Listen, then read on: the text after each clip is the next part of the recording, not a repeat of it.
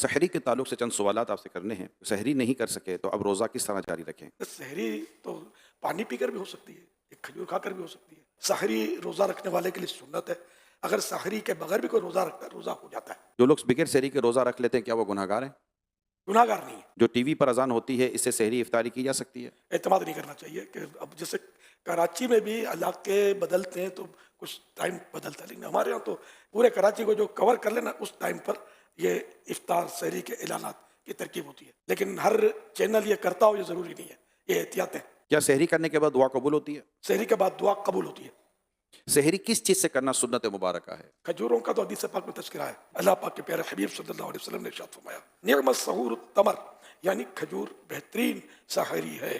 سحری کا وقت ختم ہو رہا ہو تو ٹوتھ برش کر سکتے ہیں؟ ٹوتھ برش اگر ٹوتھ پیسٹ بھی ساتھ میں ہے تو دیکھ لیں کہ منہ میں ذائقہ. ختم ہو رہا ہو تو وہی بول رہا ہوں کہ اگر ٹوتھ پیسٹ بھی لگایا تو منہ میں ہو سکتا ہے کہ وہ ذائقہ اس کا رہ جائے اور پھر تھوک نکلے اس کا. تو یہ کیونکہ اس کی ٹوتھ پیسٹ کی جو ذائقہ ٹیسٹ جو ہے وہ آسانی سے جاتا نہیں ہے، دیر لگاتا ہے.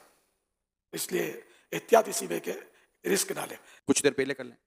اتنی دیر پہلے کر لیں کہ منہ کا ذائقہ وہ نارمل ہو جائے. کیا سحری کے لیے سونا ضروری ہے؟ سحری کے لیے سونا شرط نہیں ہے. غسل فرض ہو تو کیا سحری کر سکتے ہیں؟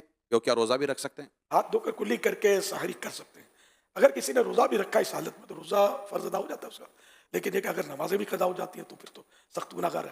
سحری کا افضل وقت کون سا ہے؟ سحری میں تاخیر کرنا یا لیٹ کرنا یہ مستحب ہے، مگر اتنی تاخیر بھی نہ کی جائے کہ صبح صادق کا شبہ ہونے لگے یا ڈاؤٹ ہونے لگے.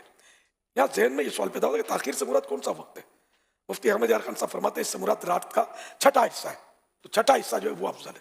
سحری کرنے کی کیا کیا نیتیں کی جا سکتی ہیں سحری میں؟ بہترین نیت یہ ہے کہ میں سرکار صلی اللہ علیہ وسلم کی سنت پر عمل کر رہا ہوں، روزے پر اس سے قوت حاصل کروں گا. واقعی روزے پر قوت حاصل ہوتی ہے. اب رات بھر کھائے پیے نہیں پھر روزہ رکھے گا تو جو حالت ہوگی.